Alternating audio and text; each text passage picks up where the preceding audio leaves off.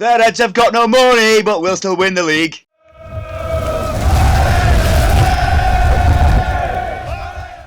I really don't know what to make of that game other than the fact I'm obviously fucking buzzing we racked up another 3-0 win, and thanks to no man attended City dropping points, we've now gone top of the league.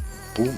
It was an enjoyable game, and I'm still in a state of fucking awe over that last goal Keita scored. He's put me in a right good mood for this Saturday night, but we clearly missed Robbo and Trent out there today. Hendo did his best to go forward more and make up for our lack of creativity from out wide, and he even felt emboldened to have a few more shots from long range, which for me is fucking so great to see. But we were clearly missing a few pieces of the jigsaw today. I honestly thought the game would end 1-0, but at the same time, you kind of sensed something might still happen, and thankfully it did, and by God, we finished strong as a result. Palace definitely gave us a game. I said their forwards are players we will have to watch out for, and we were very lucky not to go 1-0 down in the opening minutes. I did say in my pre-match video I was expecting to go 1-0 down, but, which would give us a wake-up call and prompt us to go into full gear and win the game. Shut up, Meg. But thankfully we did that anyway without going 1-0 down. In fact, we've only conceded 1 goal all season so far, and that was in the one and only game we dropped points in, which was against the up-and-coming Chelsea side. We're doing well at the back, and that was with giving Konate his debut, which certain fans thought might be shaking his first game. No names mentioned there, James Jones lad.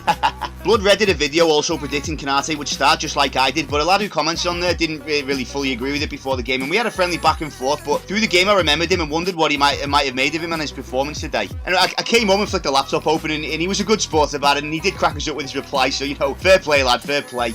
You'd best be watching and you'd best subscribe. Do it. On a more serious note though, another thing I got right, which I wish I didn't, was how much of a fucking knob that Zaha is. I mean, he's such a fucking whinging, arrogant, spoiled little bitch. If you tackle him, he goes mad, he fouls you to shit and complains when he gets the decision against him. He's just such a fucking prick. And I wouldn't mind, I think he's a decent player. I'd be amazed if he's even at Palace if it weren't for the fact of his rotten attitude, which just explains everything about him. I just could not picture Klopp, Pep, Mourinho or Tuchel managing a gobshite like him. So you know what, Zaha? Enjoy winning nothing at Palace, you fucking beaut.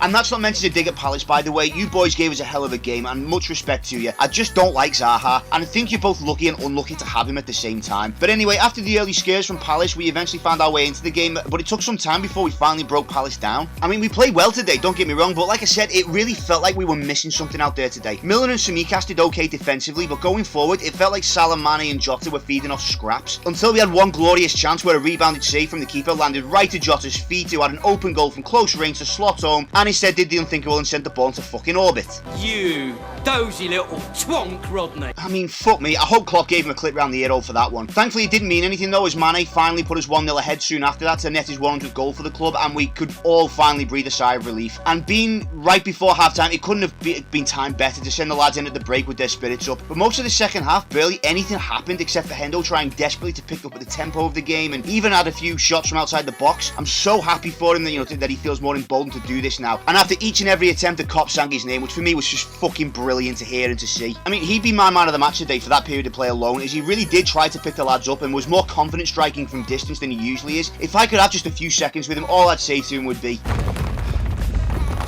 Well, don't stop now. he should have done this years ago in my book, but I'll 100% give him a pass on it because it's not his fault he hasn't. He's played it safe his entire career at Liverpool because of all the negativity, but now on the back of a big goal like that and the cop giving him their blessings to have a go more often, I think we could see an interesting period for Jordan Henderson these next few games, and long may it fucking continue. Anyway, the drought of mediocre play during this period, minus Henderson's efforts, was finally smashed when Salah did what Jota couldn't do in the first half and thundered home from a deflected save. But what really stood out was his celebration. You'd think he fired us into the Champions League or something with that goal, the way he ripped off his shirt and roared at the cop, fist pumping away. I don't know if that was a subtle message to the club over his current contract negotiations about his importance to the team and his adoration amongst the fans, but by God, if it was, that's one hell of a way to send a fucking message to them. You haven't signed anyone this window, and you said your priority was to tie down our current best players, so stop fucking about Liverpool and give the lad what he fucking wants. We shall double our efforts. I hope so, Commander, for your sake. The Emperor is not as forgiving as I am. But even that wasn't the end of the drama. The atmosphere picked up massively after Salah's antics, and you could tell from then on we were gunning for a third. And finally, towards the end, the corner goes in, only to be headed away, but falling neatly in line for Keita to thunder home a volley from outside the box, which, if it doesn't win goal of the month, it will be a fucking shock. A lot of Liverpool fans had their issues with Keita since he's arrived. I personally think it's more down to his price tag than anything. He came in for a premium fee, and although he hasn't done anything wrong by any stretch, but he hasn't really done much to earn the fee either. But fuck me, that goal was worth a few bob. I mean, it flew in and the cop just went,